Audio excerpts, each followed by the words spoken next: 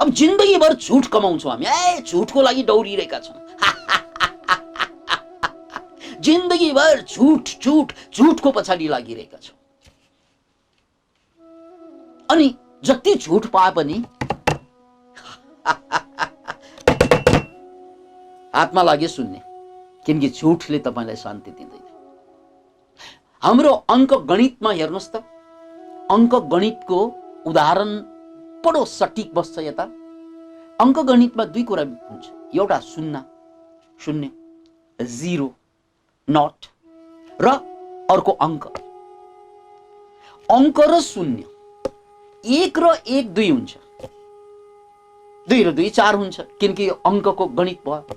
एक एक एक जोड्दै गयो भने जतिपल्ट जोड्यो संख्या बढ्दै जान्छ, त्यो एकको गुणवत्ता हो। तर जिरो, एउटा शून्य, फेरि अर्को शून्य, फेरि अर्को शून्य थप्दै जाँदा 10 वटा शून्य भन्नु इक्वल टु एउटै शून्य होइन। 50 वटा शून्य कमाउनु भनेको एउटै शून्य होइन। लाख वटा शून्य कमाउनु भनेको एउटै होइन। धन त त्यही हो नि यार। अङ्क मात्रै बढ्यो, शान्ति बढेन। नोटको अङ्क मात्रै बढ्यो, आनन्द बढेन, मुक्ति बढेन। अङ्क बढ्यो नोटको, तर जिन्दगीको अङ्क घट्यो। Can you imagine it? किनकि समाउनु पर्ने कुरा फिगर थियो कि अङ्क, तर हामीले शून्यलाई समायौँ। जो एउटा भए पनि त्यही हो, दुईवटा भए पनि त्यही हो, तीनवटा भए पनि त्यही हो, चारवटा भए पनि त्यही हो। अङ्क शून्य जति बढ्यो भ्रम मात्रै बढ्छ। तँसँग एउटा शून्य, मसँग 50 वटा शून्य। अरे यार, भ्यालु के नि त? एकजना करोडपतिसँग करोडवटा शून्य, अरबपतिसँग अरबवटा शून्य। किन इमेजिन? यो शताब्दीको सबभन्दा महान पुरुष, अझ भनौँ मानव इतिहासकै सबभन्दा महत्त्वपूर्ण मान्छेको नाम हो इलन मस्क। उनलाई एकचोटि सोधिएको थियो, अहिले सबभन्दा धनी मान्छेको सूचीमा आएको छ। उनलाई एउटा सम्मेलनमा सोधे थियो, मस्क तिमी जस्तै हुन के गर्नु पर्ला? किनकि तिमी मानव इतिहासको सबभन्दा महत्त्वपूर्ण मान्छेको रूपमा मान्छेले चिनिरहेका छन्, त्यसकारण तिमी जस्तो बन्न के गर्नु पर्ला? मस्कले दायाँ बायाँ हेऱ्यो अनि भने म जस्तो हुने नहुनु म जस्तो, किनकि मलाई त म जस्तो भएकोमा आनन्द छैन भने तिमीलाई म जस्तो हुनुमा के को आनन्द होला? त्यसकारण मलाई पनि सेटिस्फाइड छैन म जस्तो हुनुमा। Can you imagine it? मानव इतिहासको सबभन्दा महत्त्वपूर्ण मान्छे, अहिलेको हिसाबले सबभन्दा धनी मान्छे, ऊ के भन्छन्? मलाई म हुनुमा खुसी छैन।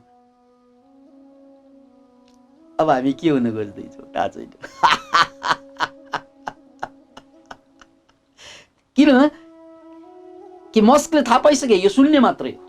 यो शून्यमा शून्य थप्नु, शून्यमा शून्य थप्नु, यो जति थपे पनि शून्यको संख्या बढ्छ, तर भ्यालु बढ्दैन। भ्यालु त अङ्कमा हुन्छ, भ्यालु त अङ्कमा हुन्छ। त्यो अङ्क हो तपाईँको आत्मा, त्यो अङ्क हो तपाईँको चेतना।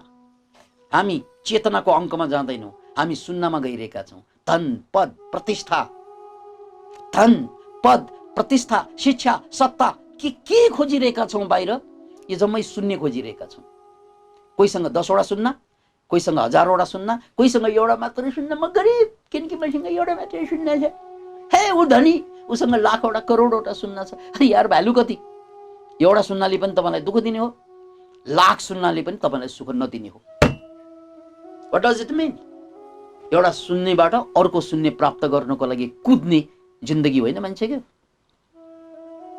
अतः फेरि पनि बुझौँ, फेरि पनि बुझौँ, फेरि पनि बुझौँ। हे रजन, हे आत्मन,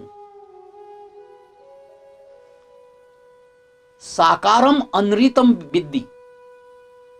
यो साकार शरीर, यो साकार संसार, यो सत्य होइन भनेर जान, यो शून्य हो। यो शून्यको भ्यालु हुन्छ कहिले हुन्छ? अङ्कसँग जोडेपछि मात्रै हुन्छ। याद राख्नुहोस्, अङ्कगणितमा शून्यको भ्यालु कहिले हुन्छ? अङ्कगणितमा शून्यको भ्यालु कहिले हुन्छ? जब त्यो अङ्कसँग जोडिन्छ। अङ्क छुट्याइदियो भने शून्य शून्यै हो, केही पनि होइन। 10 वटा शून्य, लाखवटा शून्य एउटै हुन्छ। तर त्यो अङ्कसँग जोड्यो भने शून्यको भ्यालु 10 हुन जान्छ। अङ्कसँग जोड्यो भने शून्यको भ्यालु 1सँग जोड्यो भने शून्य ले 9 बढाउँछ आफ्नो भ्यालु, 1 त एकै भयो, 9 बढ्छ। Can you imagine it? त्यस्तै हे मान्छे, हे मान्छे, हे मान्छे, हे मनुवा, अहिलेसम्म जिन्दगीभर हामीले शून्य कमायौं। संख्या मात्रै फरक छ, कोहीसँग लाख शून्य छ, कोहीसँग करोड शून्य छ, कोहीसँग 2 वटा शून्य छ, कोहीसँग एउटा मात्रै छ। यो शून्य व्यर्थ होइन, यो शून्यलाई अर्थ दिनु छ भने अब अंक खोज। तिमीले जति शून्य कमायौ त्यसमा एउटा मात्रै गल्ती भयो, अंक बिनाको शून्यको दौडमा लाग्यौ। यही हो जिन्दगीको खराबी, अरु त केही होइन। शून्य पनि ठीक छ, यदि अंक छैन भने शून्य व्यर्थ छ, अंक छ भने शून्यले अंकको भ्यालु बढाइदिन्छ, अंकले शून्यको भ्यालु बढाइदिन्छ।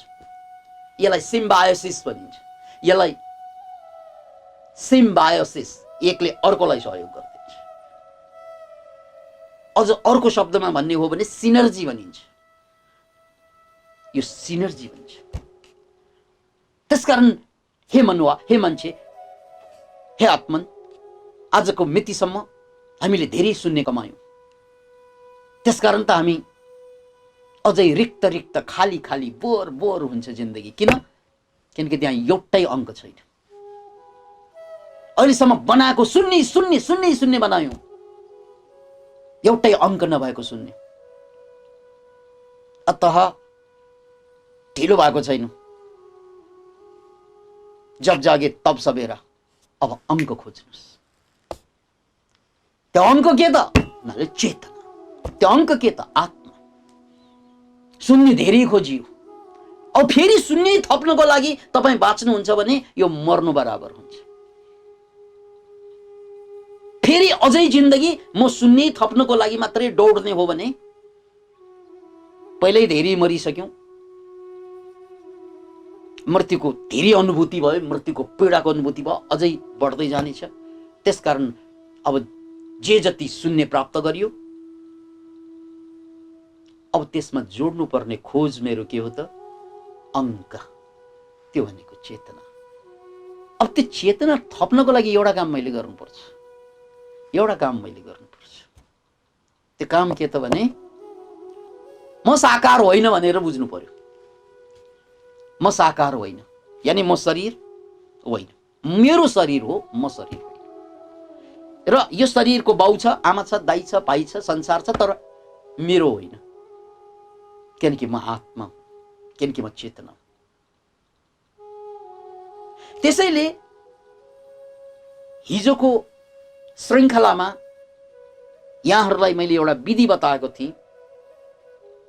यो आत्मालाई जहिले पनि, यो अंकलाई जहिले पनि, यो चेतनालाई जहिले पनि व्यवहारमा ल्याउनको लागि एउटा काम गर्नुस्। त्यो हिजोकै कुरा दोहोऱ्याउँदैछु। जब भोक लाग्छ, मेरो शरीरलाई भोक लाग्छ भनेर बुझ्नु, भन्नु मेरो शरीरलाई। जब तिर्खा लाग्छ, मेरो शरीरलाई तिर्खा लाग्छ। कतै चोट लाग्छ, मेरो शरीरलाई दुख्यो, मलाई होइन। ज्वरो आयो, मेरो शरीरलाई ज्वरो आयो, मलाई होइन। कोरोना लाग्यो, मेरो शरीरलाई लाग्यो, मलाई होइन। अनि अर्को रिस उठ्छ, मेरो मनलाई रिस उठ्यो, मलाई होइन। लोभ लाग्यो, मेरो मनलाई लोभ लाग्यो, मलाई होइन। म अलग्गै, मेरो मन अलग्गै, म अलग्गै, मेरो तन अलग्गै। 24 घण्टा यसलाई छुट्याउनु कुनै पनि काम गर्दा यो मेरो शरीरको माग हो कि यो मेरो मनको माग हो? यसरी छुट्याइरहने तत्त्व जुन छ त्यही हो आत्मा, त्यही हो चेतना। यो आत्म तत्त्वको बारेमा उपनिषदमा एउटा उदाहरण छ। हामी सुत्न जान्छौं र भोलि बिहान 4 बजे उठ्नुपर्छ भनेर मनमा लिएर सुत्न जाँदा, त्यो बेला उपनिषद लेखिरहँदा घडी थिएन, तर भाले बासेपछि त्यसलाई बिहान मानिन्थ्यो। म भाले बासेकै बेला उठ्छु भनेर मनमा लिएर सुत्न जाँदा ठ्याक्कै भाले बासेकै बेलामा उठिन्छ। अझ भाले बास्नु अगाडि उठिन्छ भनेर सूचना दियो भने भाले बास्न ठीक अगाडि उठिन्छ। र यो अनुभव यहाँहरूले पनि गर्नुभएको होला। कहिलेकाहीँ भोलि म चाहिँ 3 बजे उठ्नुपर्छ, 4 बजे उठ्नुपर्छ भनेर सुत्छु, अनि पिलिक्क आँखा खोलेर ठ्याक्क गरिएला 4 बजिरहेको। अरे यार, तपाईँ त सुतिरहनु भएको थियो, तपाईँको मनले सपना देखिरहेको थियो, अनि तपाईँलाई 4 बजे उठ भनेर उठाउने को थियो? त्यहाँ त कोही त छ जो तपाईँ सुतिरहँदा पनि जागिरहने कोही त छ। त्यही हो आत्मा, त्यही हो चेतना जो मान्छे सुत्दा पनि सुत्दैन। Can you imagine? मान्छे सुत्दा पनि जो उठिरहन्छ त्यो हो आत्मा, मान्छे सुत्दा पनि जो जागिरहन्छ त्यो हो चेतना। राइट? त्यसकारण चेतनाको काम नै के त? जहिले पनि जागृत रहनु, जहिले पनि जागा रहनु। अब जागा रहनु यो सेन्समा मैले भने तपाईलाई बोर भयो भने, मलाई बोर भयो नभन्नुस्, मलाई बोर भयो भने म चेतना होइन, मेरो मनलाई बोर भइरहेछ। हो, कसले भनेको? चेतनाले भनेको। मन भनेर छुट्याइदियो उसले, किनकि ऊ जागृत छ। मलाई रिस उठ्यो भन्यो भने तपाईँ चेतना होइन, मेरो मनलाई रिस उठिरहेछ, तपाईँ चेतना हुनुभयो। ठ्याक्कै म, मेरो शरीर, मेरो इमोसन, मेरो रिस, मेरो द्वेष, मेरो राग, मेरो काम, मेरो क्रोध, ठ्याक्क ठ्याक्क ठ्याक्क मेरो त हो, तर म त्यो होइन।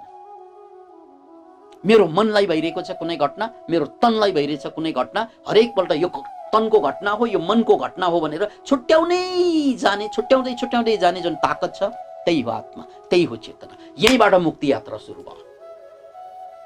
किनकि मलाई रिस उठ्यो भन्दाखेरि बडो समस्या हुन्छ, तर मेरो मनलाई रिस उठ्यो भन्दाखेरि यो समस्या मेरो मनको हो, मेरो होइन बाबु, चिन्ता लिनु पर्दैन।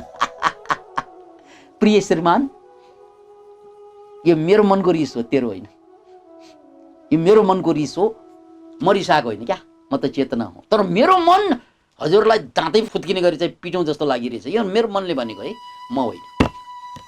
हो, यसरी बुझ्यो भने तपाईँ पिट्न जान्नुहुन्न, किनकि यो त मेरो मनको भनास न हो, म त होइन। आत्माको त भनास हुँदैन। त्यसकारण त्यहाँ बोध हुनासाथ समस्या सकिन्छ, बोध हुनासाथ समस्या सकिन्छ। बोध बोध बोध। अतः यो कुरा हामीले हिजो गरिसक्यौँ। त्यसैले फेरि यो सूत्रलाई निहाल्नुस् त। साकारम अनृतम विद्धि निराकारम निश्चलम तु।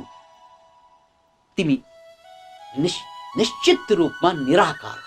हेर्नुहोस् यहाँ ठोकेरै भनेको छ, हे राजन तिमी निराकार हौ। त्यो निराकार भनेको त्यो बोध हो, त्यो खोज। निराकार भनेको त्यो बोध हो, अवेरनेस हो, जागरण हो। तिमी नै त्यही हो, त्यही सत्य हो। करेन्ट नै सत्य हो, मोबाइल सत्य हुँदैन। अतः यो मोबाइलको पछि पछि होइन, मोबाइल त आजको अर्को आउँछ, करेन्टको पछि लाग, करेन्टलाई जोगाऊ, करेन्टलाई बचाऊ, किनकि करेन्ट मूल। करेन्टै गयो भने मोबाइल आएर के गर्नु?